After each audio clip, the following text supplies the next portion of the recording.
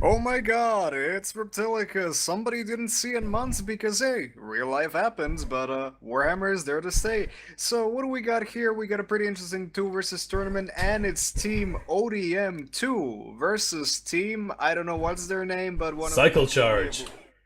Cycle Charge. Okay, one of them has a weeaboo username. That's all that I remembered. Anyway, I'm joined here by my great buddy, colleague, and just a straight awesome motherfucker, Arklanon from the clan RTK. What's up, buddy boy? Hello, everybody, and tonight we have a really rocking match from the RTK's organized tournament Sword and Stone. This is a semi-final match, by the way. So at least we should see something. Semifinals, you say?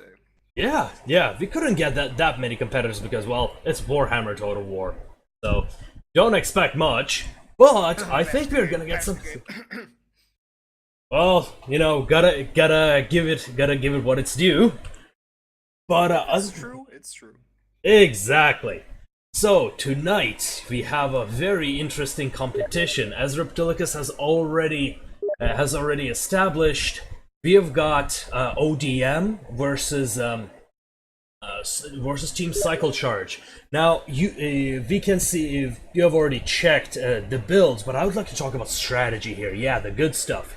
We have got what me and Jixie call the pie formation.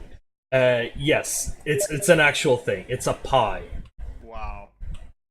Yes, pie. Yes, and no, I'm not obese. Just because I'm an American doesn't mean I'm obese. Not yet.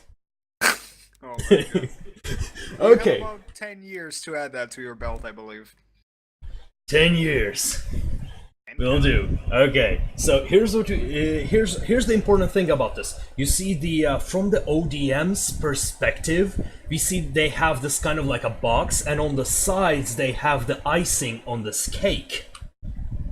They have the pie's icing.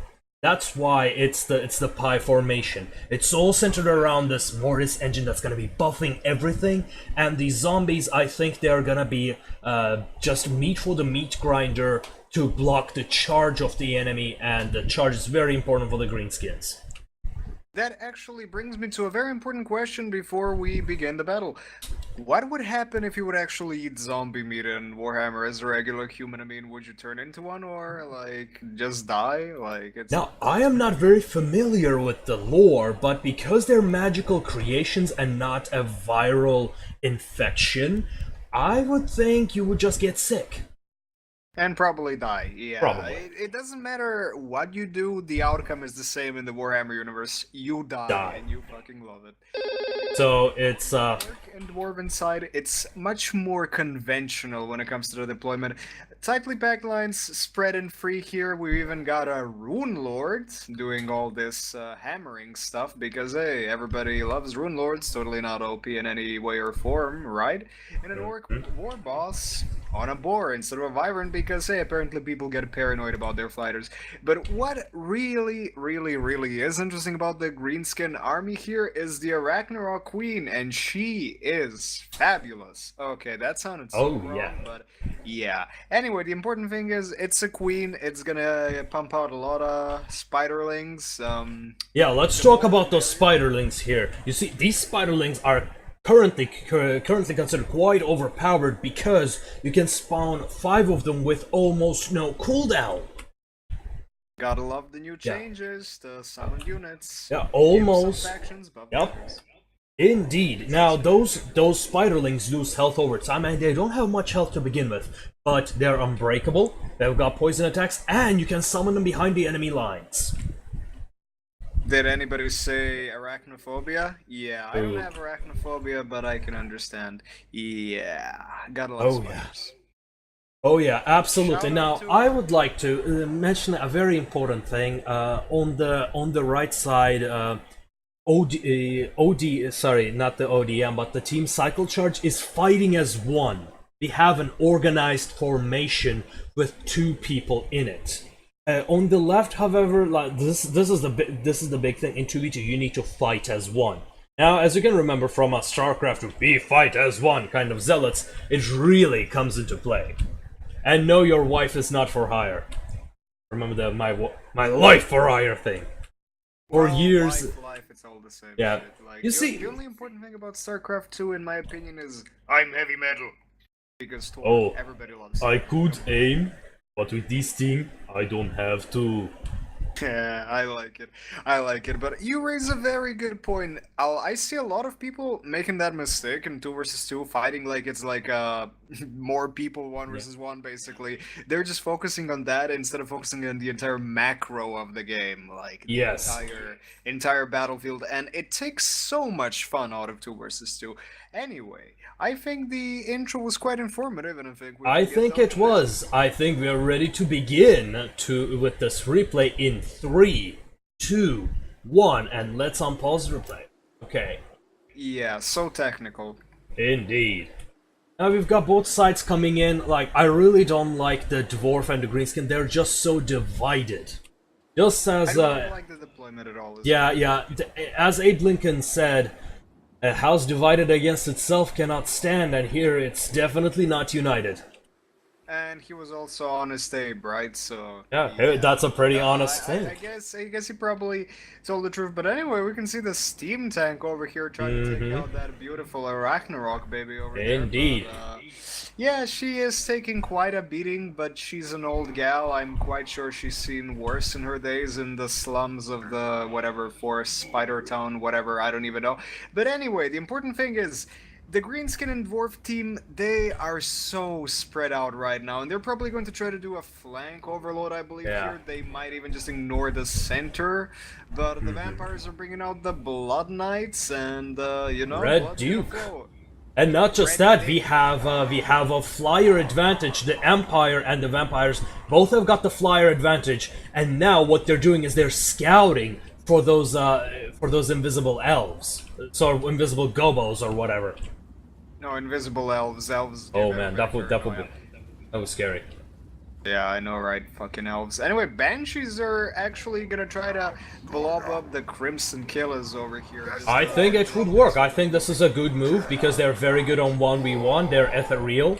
They're following that Ragnarok Queen and taking her out of commission. It's perfect, and now we get the lines connecting on the Greenskin and the Empire. Indeed. Side. Oh my god, those. Yeah, all the lines connecting one another. This is just great. Zombies on top are doing their job by holding the enemy. Right now we have a great exchange. How much were the zombies? 300 something holding dwarf warriors and hammers. This is a great exchange, and we've got a great blob in the middle. I just wonder what's gonna happen right in the middle. This is gonna be great. Zombies are not engaging on the left, they're holding. The cavalry is making a perfect flanking maneuver on the right. Oh my god, this is gonna end up very quickly. You could say it's gonna be a pretty bloody ordeal because it's blood. Oh, but orcs are attacking back, they're countercharging those blood knights. But they could not stop them. Oh god. Yeah, this is so hectic. Look at it this way. The Mortis engine is just safely at the back. Yeah. It's got absolutely no threat thanks to no giants for the greenskins. Ragnarok, sure, but it's not gonna make it there effectively. It's got no threat from flyers or from actual magic sniping. And even though the goblin is buffing the orc lines with sneaky stabbing, it's just not helping them at all. Yeah, after all, they're fighting vampires, the faction that is designed to counter them with terror. Plus an Empire overlap, so yeah, the greenskin flank is completely crushed. Yeah, the dwarves are more isolated. They're having no troubles dealing with these tier vampire units, but this is the thing. The vampires are baiting them with zombies. Exactly. This is just a textbook example of fighting a whole against the divided pieces. This is what Sun Tzu was talking about. Your army must fight as a whole. Fighting 2 versus 1 yes. for Team ODM because absolutely. The value of the zombies is like massive in this game. If this value could be set in financial terms, I guess if this was Wall Street, they'd probably be top on the stocks. Like yeah, absolutely. We are definitely have a huge sell on the zombies right now.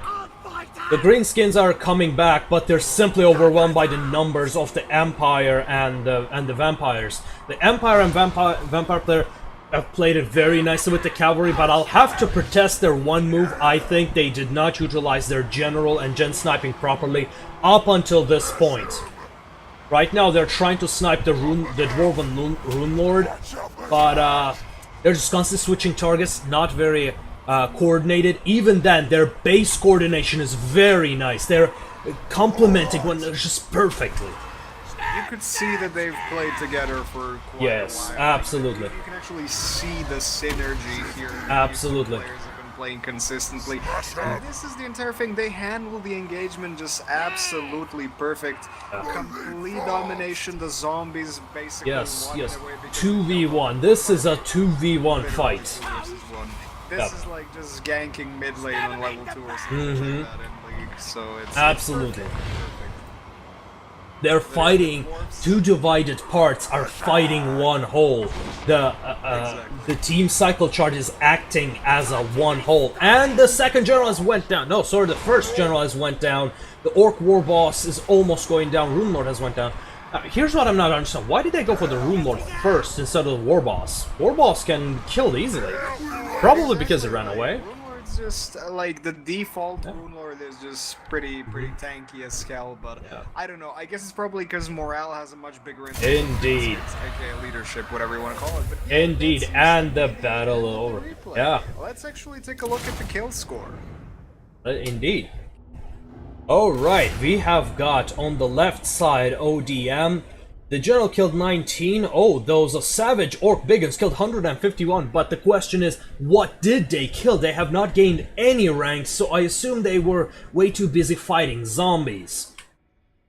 Exactly. Yeah, exactly. we It's don't like, see. You might get a lot of kills, but look, they got 151 kills, they got no chevrons, you know it's gonna be a low tier unit. Yes, yes, So absolutely. it's not efficient in the slightest. The orc biggins have did some work. I felt like the Empire player was the one doing most of the kills, while Vampire was the one soaking up the damage with their zombies and crypt horrors. The main line, most of the main line belonged to the Empire player, I believe, to Onjaga. Yeah, it's basically an insane example of value and super cost efficient unit trading here. Just This is just great. Yeah, they did. Units soaked up the damage they had to soak, and the vampire counts know the Sternsmen, they have only one Graveguard. Sterns are very cost effective, so that's why they have brought them. Crypt Horrors are great at dealing damage, and they did their job. One Crypt Horror killed 31, 53, 20, 28, and the one that killed 31 has got 2 chevrons, so they must have killed quite a very good units. Vampire soaks it up, Empire does damage. It's kind of like, how should I say, I would say an abstract hammer and anvil. Or well, you know, Alexander would appreciate your terminology quite a bit right now if he even knew this fantasy universe existed. Thank you very much. Indeed, I think I think it was great. We saw what to do and what not to do. How important the strategy actually is in this game. In 1v1, I will have to protest that it's mostly about the builds, but in 2v2, it's mostly about strategy, what your build's supposed to accomplish. And that's what they did. Vampire soaked, the other guy was doing the damage. Alright. I think alright, let's take a quick break and we'll be back. For game number 2. Oh yeah!